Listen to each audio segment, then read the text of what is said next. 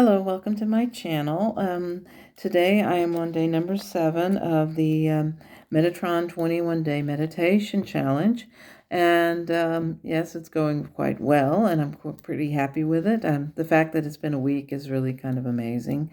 Today I delve into something that's a little bit more disturbing for me to deal with, and that is the notion of being alone and having that sense of just being alone in the world and not having anyone there, and fears that I have about that, about that aspect.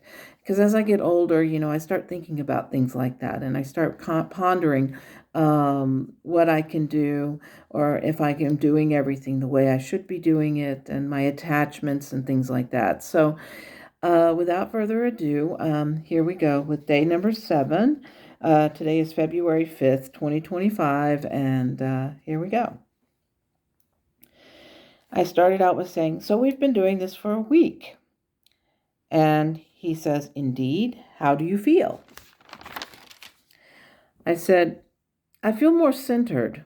I find myself becoming used to doing this now. It's become like a daily thing that I do.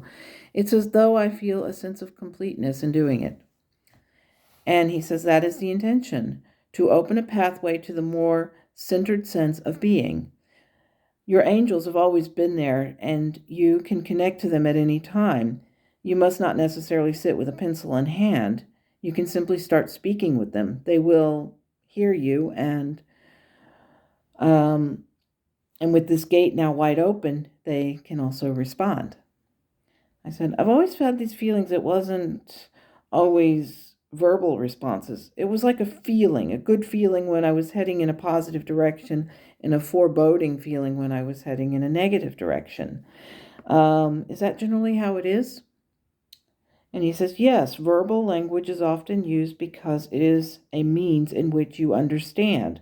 We can speak in many languages. You could do this in German if you would like, and we could communicate in that way.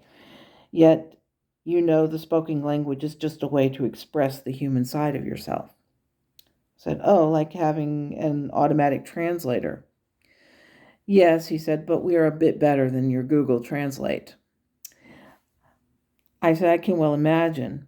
I like that you use analogies and things in everyday things that I understand." He said, "Yes, it's a good way of making certain points clear. So I believe that you're wondering about this language thing. Do you believe that your love of languages helps you spiritually?" I said, "I don't know. It helps me to understand people. I always thought that if more people could try and understand each other, it might help bring peace to the world. It seems an impossible notion anymore." And he says, "What makes you say that?" "Well, look at what people are doing. They seem to be more focused on getting more and more.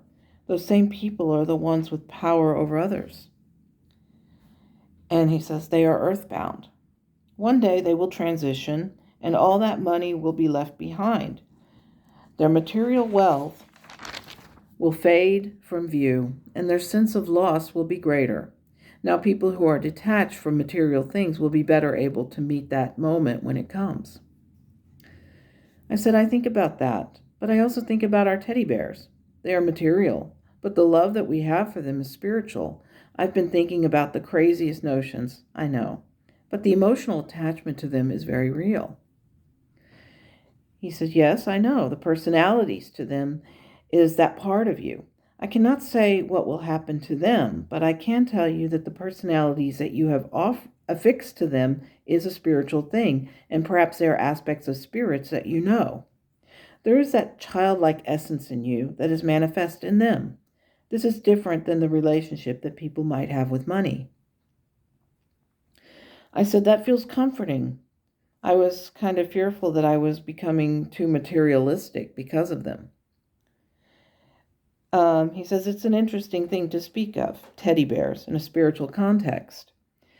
But it does not imply anything negative about the way you are. I can only say that you have a very interesting way of looking at the world." So, perhaps. "I think my biggest fear is being alone. As I get older, I find myself thinking about what will one day come to pass." He says, "That has always been your greatest challenge."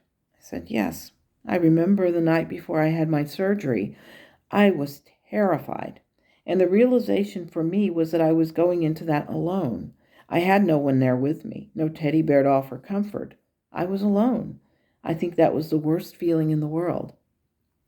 He says, you do know that you are never alone. You may not see this, but you have your team of guardians and angels. You will never be alone. There will always be someone with you. No matter what will come to pass, you will always have someone with you. It may not feel that way, and you may feel like you're existing in a darkened tunnel, but you are not. You're not going to be abandoned. There will always be someone to see you through. Just look to the light. So that was today's meditation, and that was today's message, that I should always look to the light. It's strange because I'm wearing like a necklace that looks like a sun, so maybe there's a reason behind why I chose that piece of jewelry today. But I do think that it is very important for me to recognize that in a spiritual sense, I'm not alone. But in an earthly sense, that is where we are at this moment.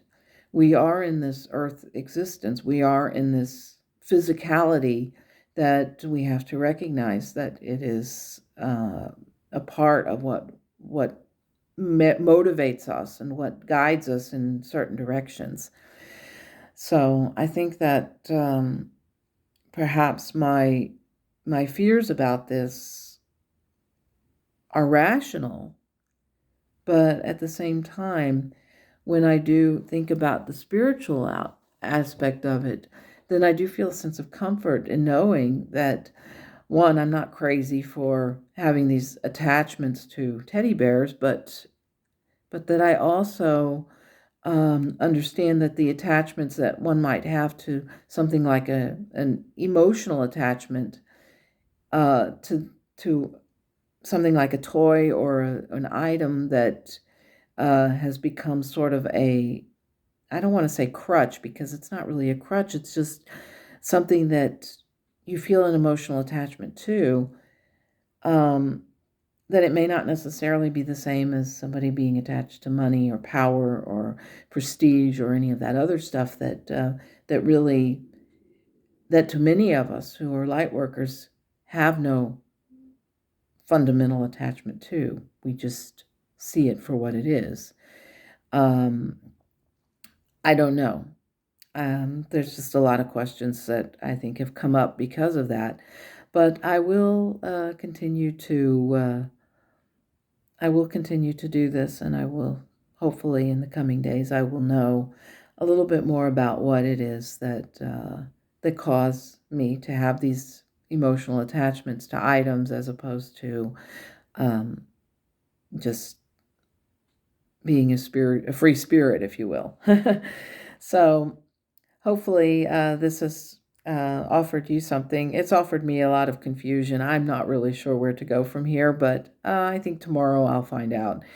So I wish you a wonderful day, and I hope that you have a wonderful experience with your meditations and with your guides and your guardians. And thanks to Metatron for dealing with this. And he just said you're welcome. So anyway, so hopefully this will offer you something, and I wish you a wonderful day. And as always, namaste.